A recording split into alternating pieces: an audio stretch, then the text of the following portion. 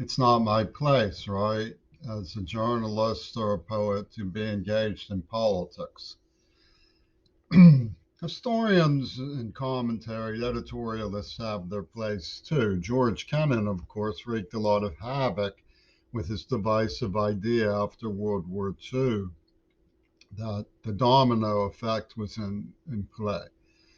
And if somebody should have questioned the astuteness of that, it really did a lot of harm. But so I can see why editorial people are critically reviewed.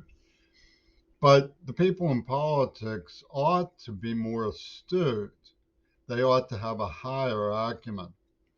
They ought to be people of aptitude and integrity. When they and so editorialists, if they come out swinging, the people in politics aren't.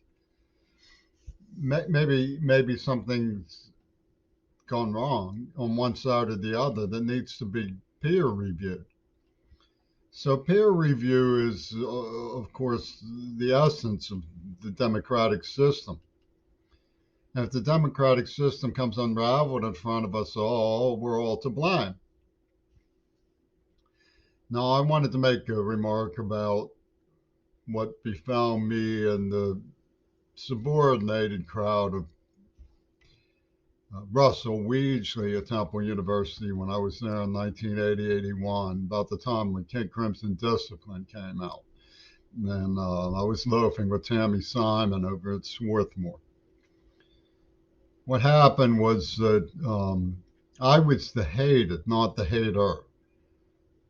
You know, I never hated any of those men. One of them stole my camera. I didn't hate him. I didn't go after him. I was disappointed in him. I shared a poster that Mamie Duff had made for me with one of them. I did my best to be who I am among them. Well, as it turned out, I was in a strange situation with Leslie Katz, and I was refused admission to upper level classes my freshman year when I thought I had done a fairly reasonable job of writing an essay on the civil rights movement. They didn't think I had.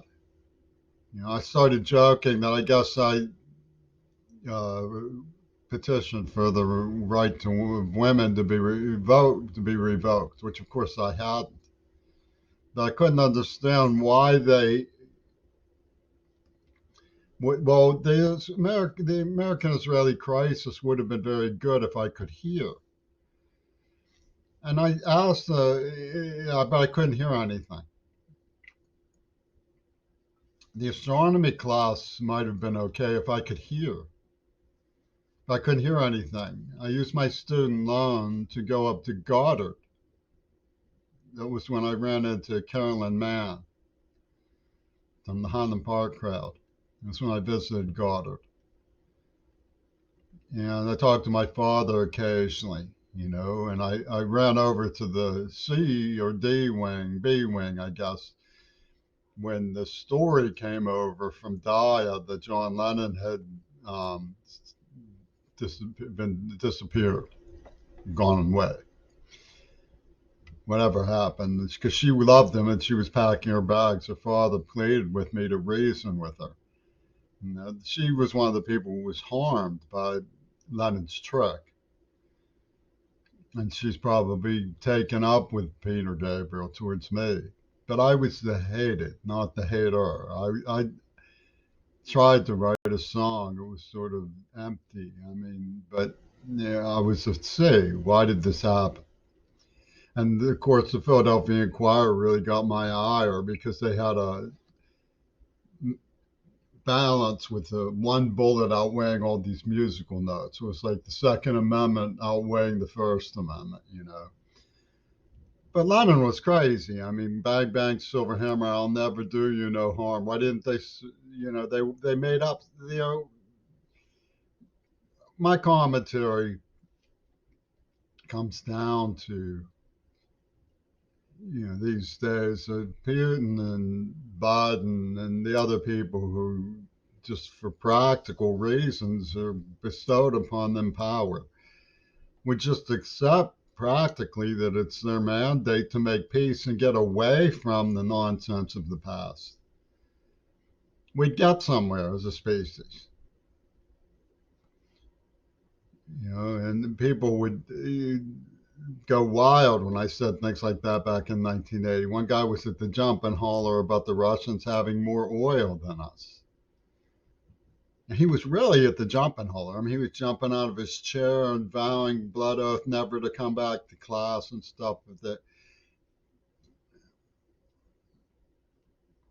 don't know what to say about that stuff, except that the oil industry has run its course and did a lot of damage. It hasn't exactly vindicated the great, obsession that these people have in it.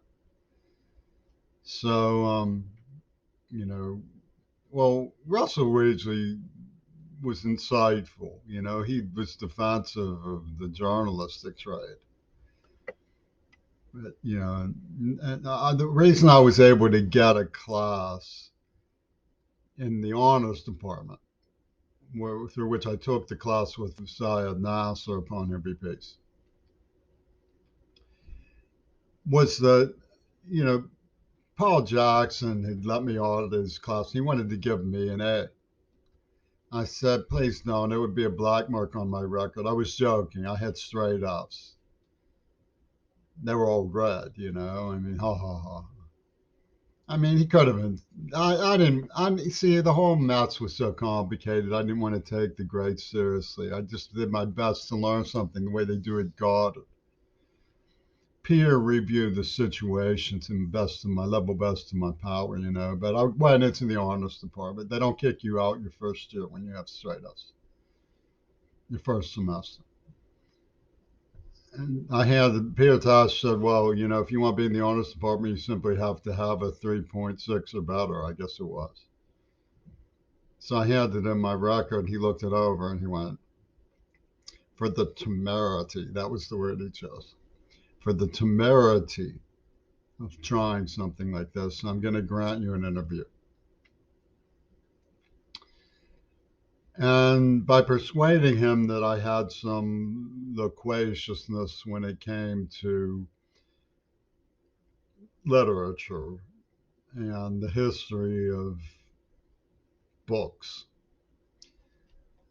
and that I had some familiarity with academic and intellectual discourse, I convinced him to allow me to take the Islamic mysticism class, which was an incomplete. Now, during those years, I was at a great loss. I was living with the trauma of things I couldn't remember. And I was play acting quite a bit. I mean, I think if they actually have my civil rights essay and you were to read it, you would see that my seriousness and my concern about civil rights was genuine. It wasn't, in other words, about revoking the women's right to vote. That was a sort of play acting. And I had some interesting experiences, don't get me wrong. I mean, Temple was an interesting place to be. But, and there were some sad things that kept happening. I was, and sometimes it could be a little bit frightening. I remember things that belong in a different soapbox that took place. I'm talking about the normal interaction of a student who, as Syed Hussein Nasser put it, was an irregular student.